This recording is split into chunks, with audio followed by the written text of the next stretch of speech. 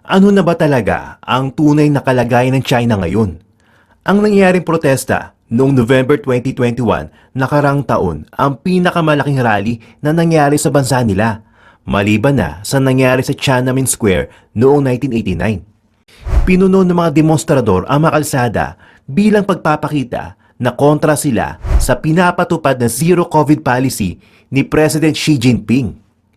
Gaano ba kalala ang gustong ipasunod ng Pangulo ng China at nagwelga talaga ang kabuuan ng bansa nila? Nakatulong ba naman ang ginawa ng mga mamamayan sa totoong sitwasyon ng lugar nila? O mas pinalala lang nila? At yan ang alamin natin sa JP Amazing Stories.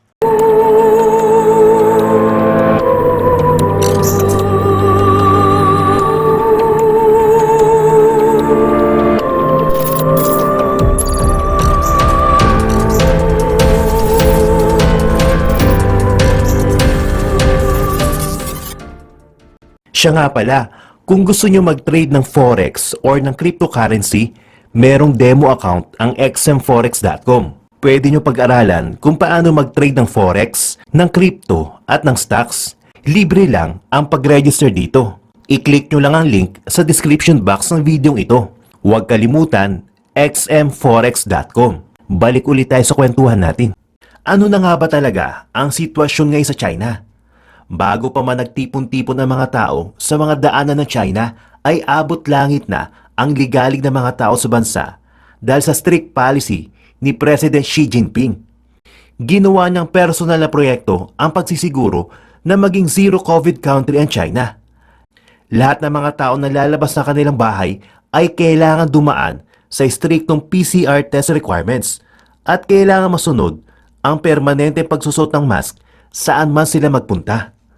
Ang malala dito, maraming lugar ang inilagay sa strict lockdown kung saan ang mga business establishments ay ipinasara at ang mga residente ay puwersang ikinukulong sa kanilang mga bahay. Hindi lang sila simple naka-quarantine, kundi literal nakakandado sa loob ng kanilang mga bahay na may lock ang mga pinto sa labas. Ayon kay Nick Schifrin, isang American journalist, nangangalampag at sumisigaw ng kalayaan ang mga nagpoprotesta sa timog kanluran ng Chengdu. Sabay-sabay nilang sinisigaw, freedom of press. Pinagsisira ng mga tao ang mga nakabarikadang harang sa kanilang mga daanan. Samantalang sa kanlurang bahagi ng Urumqi, winawagayway nila ang watawat at sumisigaw na tapusin na ang mga lockdowns. Pinag-uusapan ni na Schifrin at ng longtime China watcher na si Mi Xinpei ang tungkol sa nangyari pagprotesta noong nakaraang Nobyembre. Idinagdag pa ni Schifrin na nakadagdag sa galit ng mga tao sa rally ang nangyari sa 10 namatay na naka-lockdown sa isang building.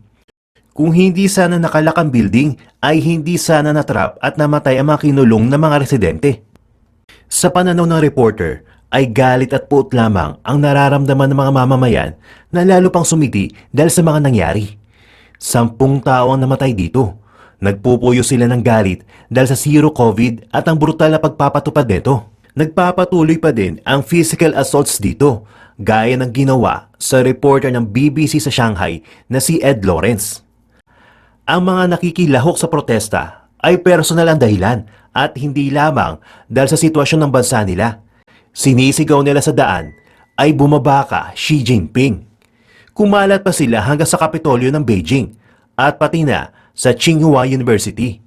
At pare-pareho ang hinanakit nila at gustong mangyari. Nakukumpara kasi ng mga tao ang nangyayari sa ibang bansa na malayang nang nakakalabas sa mga publikong lugar, nakakapagtrabaho, nag-aaral mga kabataan at sinusubukan na mamuhay ng normal. Samantalang sa China ay mas lalong kinokontrol ang sitwasyon para maiwasan ang paglaganap ng COVID at ng mga bagong variants dito. Ang malaking rason ay dahil napakarami pang mga residente ay hindi pa rin vaccinated at kung may mga nabakunahan naman, hindi rin sila nagpaturok ng mga booster shots. Sa Beijing, ang may pinaka-striktong pagpapasunod sa COVID procedures. Araw-araw ay kailangan nila magpa-test, pagkatapos ay kinakwarantin na matagal na panahon. At kung sakali may napapag-alaman ng gobyerno na may isang miyembro ng pamilya ang nagpositibo, ay ilalayo ito sa kanyang makamag-anak, maging bata man ito o matanda. Nilalockdown din agad ang lugar kung saan may nagpositibo sa COVID kahit isang tao lang ito. Masunurin sa batas ang mga tao sa China. Kumpara sa bansang Pilipinas, komunismo ang klase ng gobyerno nila. Pero sa unang pagkakataon, sa napakatagal na panahon, ay nagpakita ng pagmamatigas sa mga tao at dinala nila sa kalsada ang kanilang mga saloobin. Maging ang sinisigaw nila ay hindi pangkaraniwan dahil hindi basta-bastang klase ng diktador si Xi Jinping. Nakuha nito ang ikatlong termino na hindi pa nagagawa ng mga leader na nauna sa kanya. Isang matapang pero delikadong galaw ang pagpapakita na sumasalungat ang mga tao sa kagustuhan ni Xi Jinping, lalo na sa posisyon niya ngayon. Pero palagi naman may una sa lahat dahil kahit wala naman nagpapakitang individual na gustong kalabaning si Xi Jinping, nagpakita ito na pagsang-ayon sa nais ng mga nasasakupan niya. Pumayag siyang itigil ang zero COVID policy. Ayon sa mga eksperto, imposible na magbingi-bingihan si Xi Jinping sa mga nangyayari sa kanyang nasasakupan, lalo pat direkta itong binabato sa kanya. Kahit nabahati ang reaksyon ng mga tao sa China, dahil marami din naman ang natutuwa sa ginagawang pagpapatupad ni Xi Jinping, pero di hamak na mas malaki ang bilang sa mga taong matatapang na sumasalungat dito.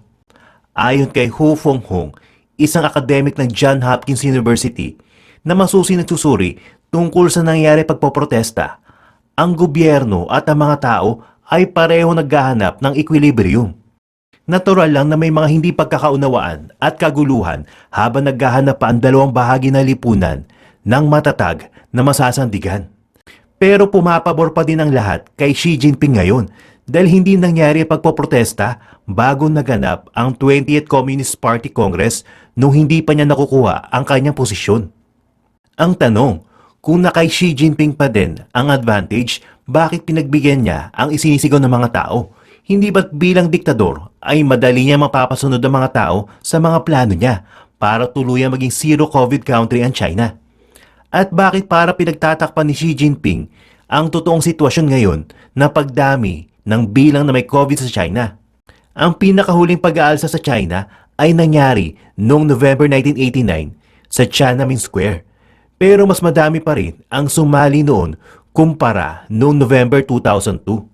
Ayon pa din kay Professor Hu Fenghong, maaaring ang iniisip ni Xi Jinping ay ang potential na political awakening ng mga kabataan na may edukadong mga utak na pwedeng harapin at kalabanin siya.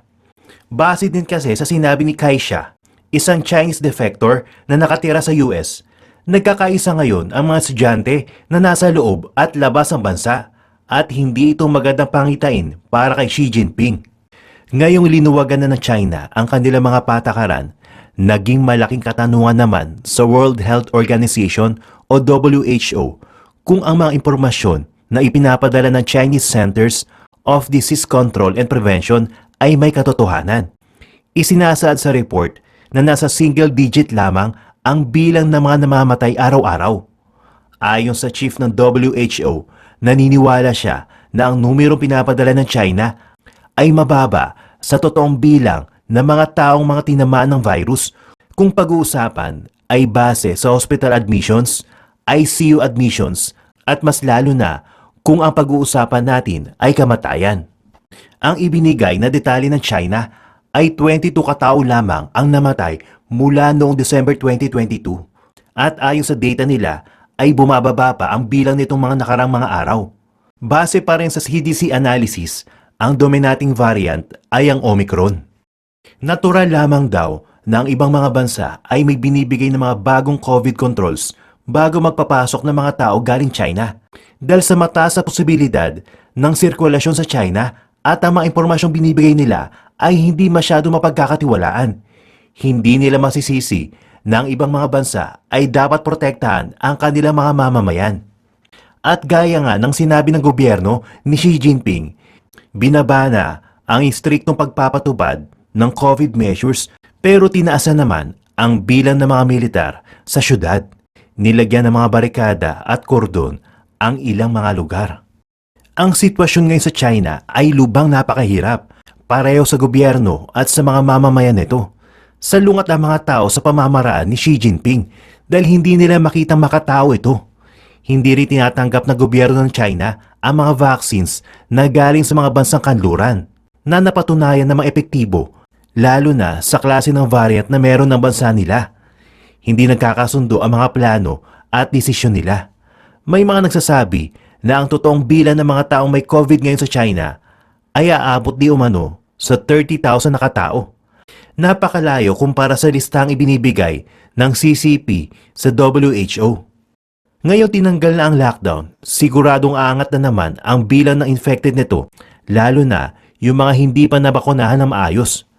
Mas lalo magiging mahirap ang pag-monitor ng gobyerno ngayon dahil itinigil na din ang mass testing simula noong December 25, 2022. Hindi na rin magre-report ang China sa WHO dahil wala na rin sila maibigay na klarong detalye. Ang pagbabago ba ng isip ni Xi Jinping ay dahil sa pangamba niya na mag-aalsa ang mga tao at posibleng mapalitan siya o ang totoong rason ay dahil sa patay na ekonomiya ng bansa? Mas marami eksperto pa rin ang naniniwala na ang desisyon ng Pangulo ay dahil sa ekonomiya at hindi lamang sa kapangyarihan na hawak niya. Kung ano man ang plano ni Xi Jinping sa bansa, ay kakailanganin niya ang simpatya at suporta ng mga tao sa China. Para sa kapakanan ng bansang China, sana ay may nakatago pang plano ang gobyerno ng China para makabangon pa ito sa mga darating na araw.